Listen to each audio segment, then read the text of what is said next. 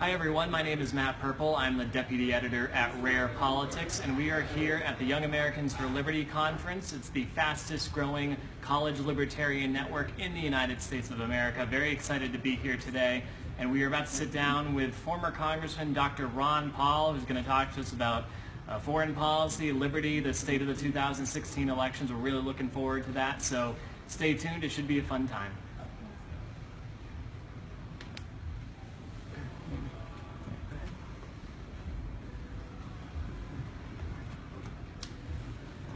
Do you want us to warm up a little bit, or you start going?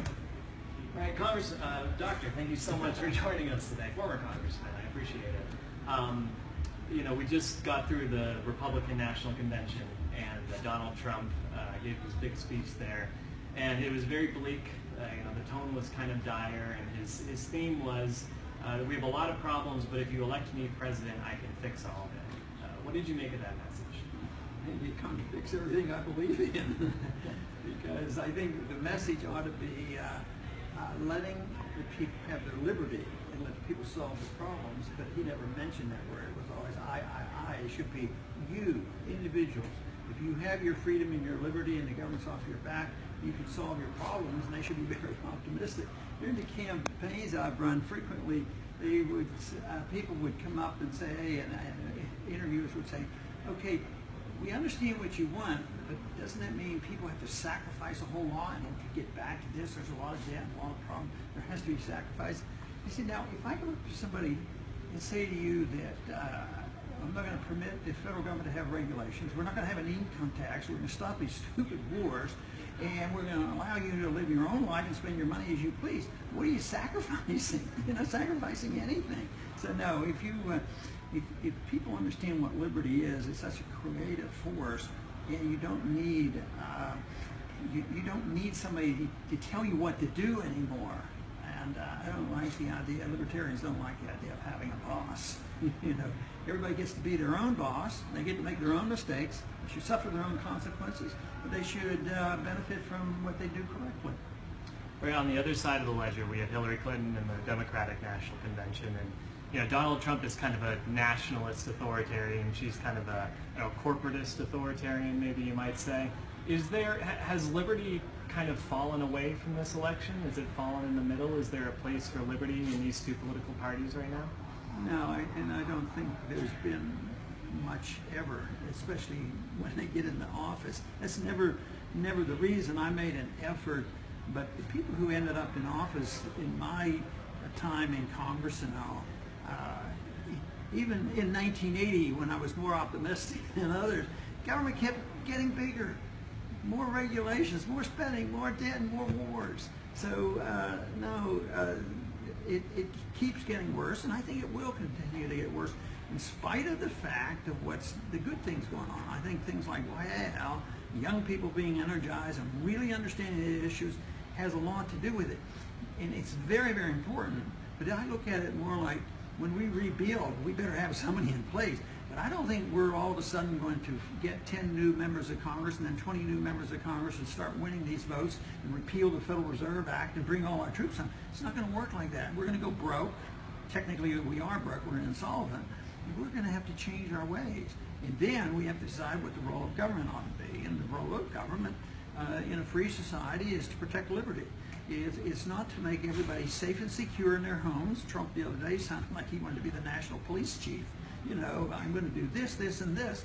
No, it's up to the individual, and I think we have gone a long way from that. We've drifted a long way, and I think it's hard for me to pick one party or the other being much worse or much better. I keep arguing that this campaign is to find out who the most hated person is. The guy that comes in second, or the person that comes in second, is the most hated because we have two people and nobody likes either one of them. So whoever has the strongest negatives will probably come in second. They could only win against each other, right? Yeah, that's it. In the case of Donald Trump, we've heard him say that our NATO allies ought to be footing more of the bill, paying for more. We've heard him very stridently criticize the war in Iraq and the war in Libya, finally going after the neoconservatives a little bit on that. We see opinion polls where Americans broadly are much more skeptical of foreign intervention than they used to be. Do you think, in spite of the craziness that's come with Donald Trump, that maybe there could be a silver lining on foreign policy, that people are starting to come around here a little bit? Slim, maybe. I would hope so, but I'm not very optimistic, because one day he would say, I don't think we need NATO. The next day there was a killing in France by a Frenchman, and he said, well, if I had it, I'd start bombing, and I'd declare war. I'd go to Congress, declare war, and start bombing the living daylights at home. You know, it was a French citizen. So he'd use NATO. He says, but I'd make him pay the bill. It's too erratic for me. I mean, I hope he really, deep down inside, because I hope it's a reflection. The only way it might work, if it's a reflection of the people, and the people get sick and tired of it. And I don't know if they are. I lived through the Vietnam era. I was in the military in the 60s. But common sense never came to the politicians. It was only when the people revolted in this country, rioted in the streets and said, no more Vietnam, we're sick and tired of it, after losing 60,000 people. So the sentiment isn't similar. Well, it's similar, but not the same. But if the American people, you know, say, enough of this NATO stuff, and let's exit from NATO, I think both parties will respond. I think politicians do respond to prevailing attitudes, and I'll always argue that education is probably far superior to political organization, but a political organization's success depends on the education. That's why I was involved in both politics and in education. Staying on foreign policy for a moment, the 28 pages that were censored on the 9/11 report, redacted, they've now been released. They don't quite show that Saudi Arabia was complicit in the 9/11 attacks, but it's a little too close for comfort. I mean, they're pretty close to that. Saudi Arabia has long been an American ally. We've done a lot of arms deals with them. Do you think that we need to broadly re-examine our alliances and perhaps start with Saudi Arabia? Well, I think we should be with everybody. We should treat everybody equally. And no hate assistance with any of them. Because on principle, I don't believe in taking money from you and giving it to rich dictators around the world. So I don't believe in the foreign aid and the military aid and the military industrial complex making a lot of profits. I think that Saudi Arabia is one that's very atrocious what they have done. I mean, our CIA has been involved. We had one of the 3 reasons that were given for the 9/11 attacks, and one was American troops on the Holy Land of Saudi Arabia. And even the Bush administration recognized that. As soon as 9/11 happened, they took our troops out of Saudi Arabia. You know, I can't remember, maybe Wolfowitz or something like that said, well, you know, they said this was the reason, and they recognized that. So, yes, we should do it as soon as possible, because I preach the gospel of blowback, and people have to believe it.